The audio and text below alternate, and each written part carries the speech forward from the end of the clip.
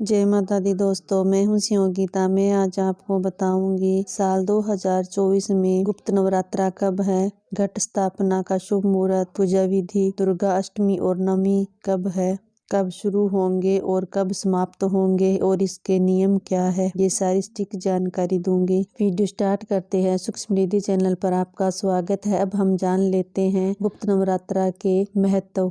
देवी भागवत पुराण के अनुसार माँ दुर्गा के असंख्य रूप नवरात्रि के दौरान माता रानी की प्रमुख 9 रूपों की पूजा की जाती है। गुप्त नवरात्रा में देवी के इन 9 रूपों की पूजा के उपरांत 10 महाविद्या की भी पूजा की जाती है। तांत्रिक साधक गुण सिद्ध प्राप्त करने के लिए गुप्त नवरात्रा के दौरान कठोर साधना करते हैं। तंत्र साधना के लिए गुप्त नवरात्रि एक स्वर्णमयी अवसर है। जिस व्यक्ति विधि विधान से माँ दुर्गा की आराधना करने से माँ अति शीघ्र प्रसन्न होती है और साधक गण सिद्धि। इसका मतलब यह नहीं कि साधारण गृहस्थी यही व्रत नहीं कर सकते। जिस तरह तंत्र साधक गुण गुप्त नवरात्रि में कठोर साधना से माँ 10 महाविद्या को प्रसन्न करके साधारण गृहस्थी साधक भी इस समय कठोर साधना से माँ नव दुर्गा को आराधना करके मनोवांछित फल की प्राप्ति कर सकते हैं। गुप्त नवरात्रि में साधारण गृहस्थी गण माँ नव दुर्गा की आराधना करते हैं। इसमें से पहला दिन माँ शैलपुत्री को समर्पित है, दूसरा दिन माँ ब्रह्मचारिणी और तीसरा दिन माँ चंद्रघंटा, चौथा दिन माँ कुष्मांडा, पांचवां दिन माँ स्कंद माता, छठा दिन माँ कात्यायनी, सातवां दिन माँ कालरात्रि, आठवां दिन महागौरी और आखिर में 9वां दिन माँ सिद्धिदात्री को समर्पित है। उसी तरह तंत्र साधक गण गुप्त नवरात्रि के दौरान 10 महाविद्या माँ कालरात्रि,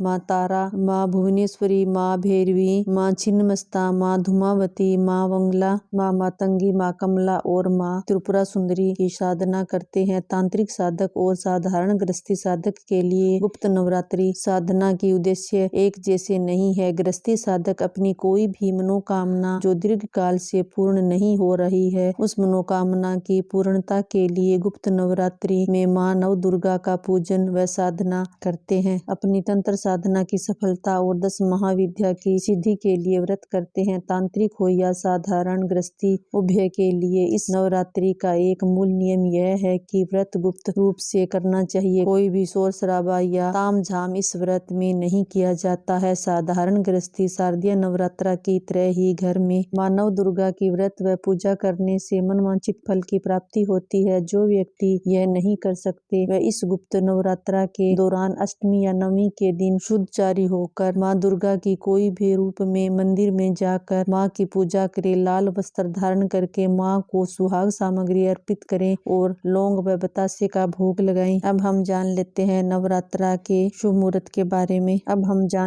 नवरात्रा के शुभ मुहूर्त के बारे में। माघ गुप्त नवरात्रि प्रारंभ 10 फरवरी शनिवार, माघ गुप्त नवरात्रि समाप्त 18 फरवरी रविवार। घट स्थापना शुभ मुहूर्त शनिवार 10 फरवरी प्रातः 8:34 से प्रातः 9:56 तक घट स्थापना विजित मुहूर्त। शनिवार 10 फरवरी दोपहर 12:13 से 12:58 तक। गुप्त नवरात्रि दुर्गा अष्टमी 17 फरवरी शनिवार, गुप्त नवरात्रि महानवमी 18 फरवरी रविवार। जान लेते हैं व्रत के नियम के बारे में।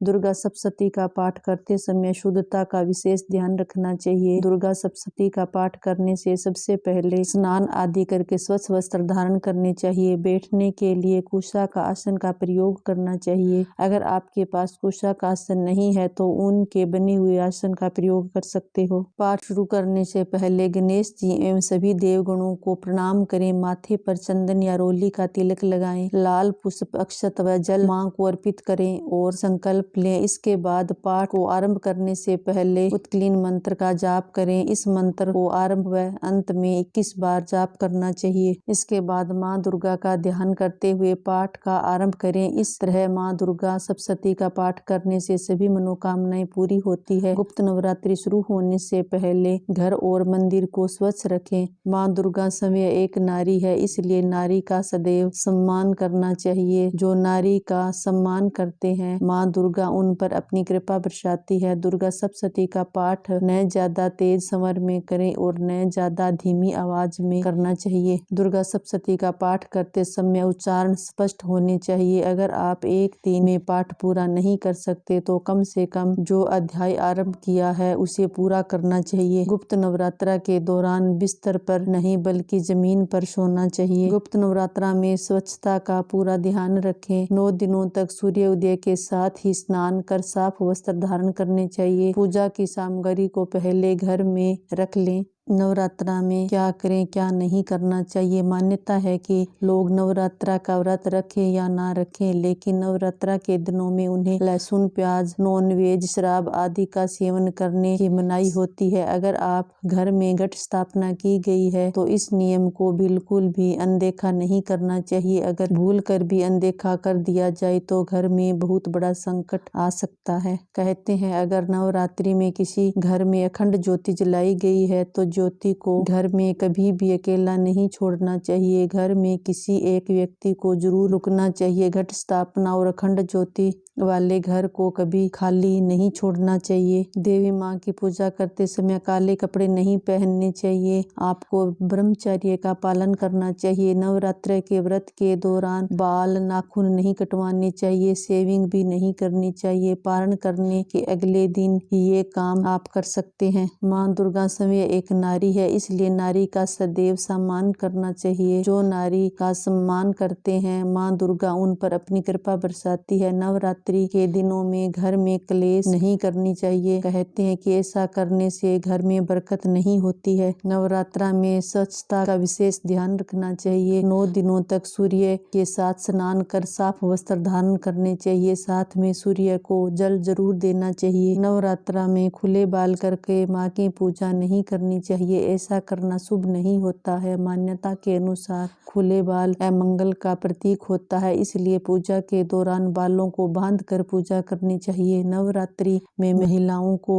इन बातों का ध्यान रखना चाहिए। नवरात्रा में माँ को ये पुष्प नहीं अर्पित करने चाहिए। नवरात्रा में माँ दुर्गा की पूजा के दौरान दुर्वा, आक, मदार, तुलसी, आंवला के फूल वर्जित माने गए हैं। इन फूलों को नहीं चढ़ाना चाहिए। नवरात्रि में माँ की पूजा लाल फूलों से करनी चाहिए। लाल पुष्प माता को अधिक प्रिय है। गीले वस्त्र न पहनकर पूजा करें। नवरात्रि में पूजा के नियमों का विशेष ध्यान रखें। कई बार अनजाने में गीले वस्त्र धारण कर पूजा प्रारंभ कर देते हैं। मान्यता के अनुसार ऐसा करना उचित नहीं माना गया है। नवरात्रि की पूजा सदैव सूखे वस्त्र पहनकर ही करनी चाहिए। आपको किस दिशा में बैठकर पूजा करनी चाहिए। नवरात्रि में माँ दुर्गा की पूजा करते समय मुख पूर्व या उत्तर की तरफ होना चाहिए। पूजा आसन पर बैठकर ही करनी चाहिए। इसके साथ मंत्रों का जाप करना चाहिए। नवरात्रि के दौरान काले रंग के वस्त्र नहीं धारण करने चाहिए, ना ही चमड़े के बेल्ट या जूते पहनने चाहिए। मान्यता है कि नवरात्रि के दौरान बाल, दाढ़ी और नाखून नहीं काटने चाहिए। नवरात्रा के दौरान बिस्तर पर नहीं सोना चाहिए, जमीन पर सोना चाहिए। घर में आए किसी मेहमान या भिखारी का अपमान नहीं करना चाहिए। धर्मशास्त्रों में बताया गया है कि नवरात्रि के व्रत किन किन लोगों को रखने की मनाही होती है। कहते हैं कि अगर किसी